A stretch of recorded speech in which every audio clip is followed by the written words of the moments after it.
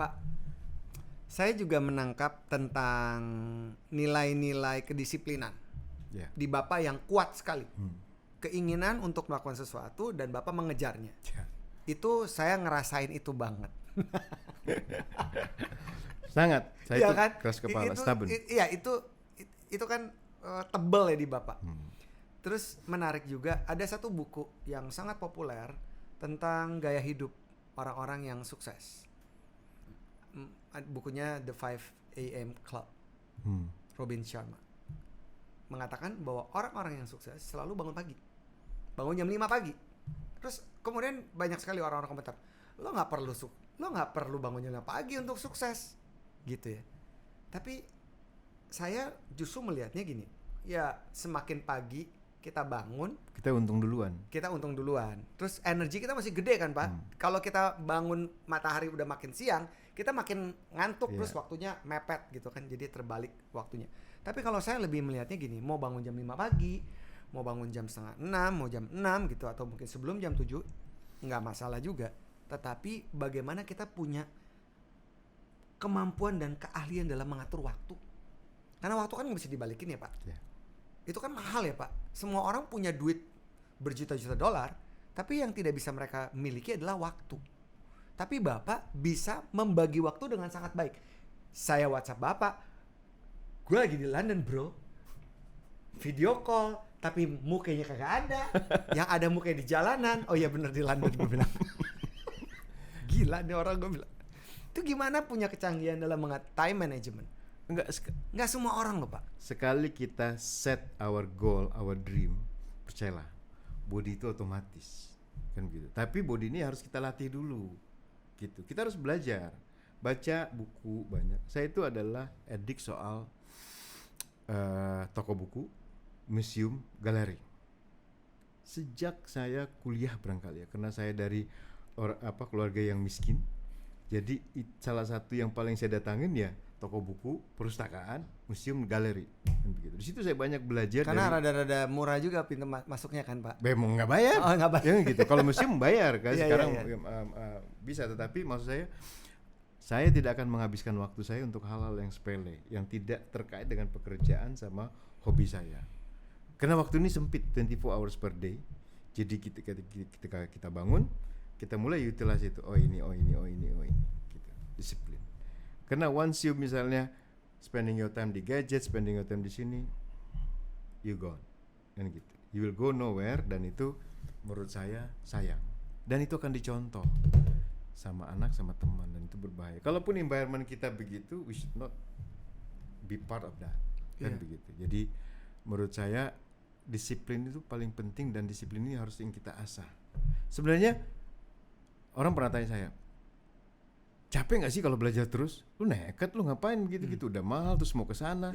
Dan bener-bener 9 hari di sana hanya untuk belajar di situ. Saya bilang, justru saya tidak mau satu hari pun saya tidak pakai untuk belajar di sini. Gitu. Dan it changed my life.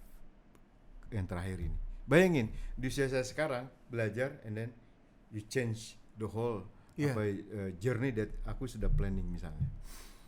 Dan menurut aku, boleh ceritain dong Pak, apa sih, penasaran? Nggak bisa. Oh, this is very personal. Kan gitu. Nanti kalau sudah jadi, oke, baik, baru saya cerita. Kayaknya sih gue tahu. Tapi join juga aja. Saya tidak akan bicara karena it's very personal from my point Anda of ini view. selain sebagai coach, jadi dukun juga ya, oke lah. Boleh. Saya minum dulu ya. Silakan Pak. Pak, ada regrets nggak sepanjang karir kalau nengok ke belakang? Ada nggak penyesalan yang Bapak lihat dan aduh harusnya gue begini, supaya teman-teman yang lain nih yang muda-muda bisa belajar kan, tidak membuang waktu dengan percuma. Ya mau senang-senang juga boleh, kalau mau istirahat boleh, tapi jangan kelamaan juga menurut saya. Ya bebas istirahat juga sih. Maksudnya? Ya kalau kan mencapai satu, tadi kan Bapak bilang kalau udah set goalnya semuanya akan terbentuk, walaupun itu perlu dilatih kan, Bapak bilang gitu. Oke, dalam pencapaian mendaki tujuan tertentu kan ada saatnya orang merasa letih, ya boleh istirahat nggak apa-apa, tapi jangan kelamaan juga ngasoknya gitu, karena kalau kelamaan nanti ketinggalan, bubar lagi gitu kan Pak. Saya sebenarnya tersinggung dengan kalimat Anda ini. Mohon maaf Pak, kita lebaran lagi Pak. Tapi benar, penyesalan itu misalnya begini, bahwa seandainya ini adalah 25-30 tahun, ini sudah saya ukur 25-30 tahun ini, saya mungkin bisa menghasilkan karya-karya foto yang mendunia, mungkin kan begitu ya. Tapi apakah itu harus perlu disesalkan? Saya kira tidak. Nah, justru saya bisa menyampaikan kepada teman-teman muda yang misalnya mau jadi leaders atau mau jadi photographers, gini, satu, bertanyalah kepada mereka yang pernah bodoh cukup lama seperti saya.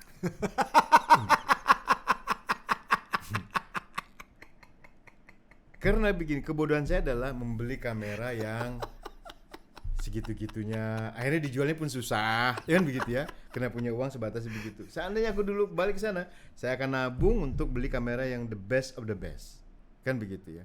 Ngapain saya beli merek ini karena murah, merek itu, merek ini, akhirnya semuanya nggak ada. Mending nabung beli kamera yang slide, kan begitu ya, yang cukup lah, yang mumpunin kalau memang mau serius di bidang foto begitu. Begitu juga tentang misalnya untuk jadi seorang profesional, jadi seorang eksekutif. Gak bisa ketika kamu melanggar sebuah aturan yang kamu tahu itu melanggar, misalnya mencuri uang perusahaan, misalnya mengambil hak yang bukan kamu, percuma. Mending kamu ganti mimpimu. Kenapa?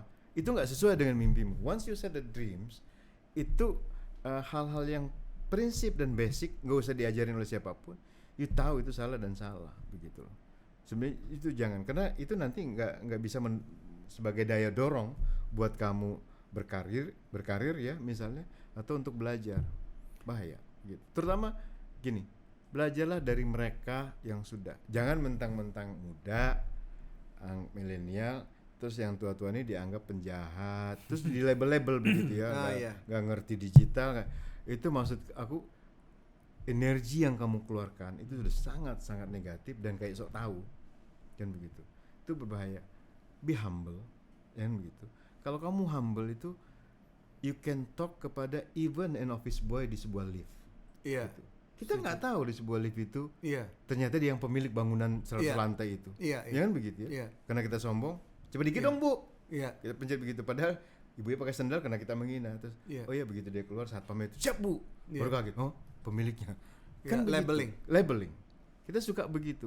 Nggak usah. Orang tua karena dia sudah lama di situ, di label seolah-olah sebagai sesuatu yang nggak bermutu. Nggak bisa. Jadi humble, respect, itu aja. Jadi dalam perjalanan pasti ada hal-hal kebodohan yang kita lakukan. Ya udah, kita menerimanya manusia saja. Itu kan manusia gitu. Ya. Yang penting kita mau lakukan koreksi. Iya. Berarti kan sebenarnya mencari purpose, tujuan ya Pak. Iya. Yang bisa membuat kita ada api di perut kita, Pak. Kayak dorongan untuk terus melakukan karena ini dari dalam terbakar terus. Purpose.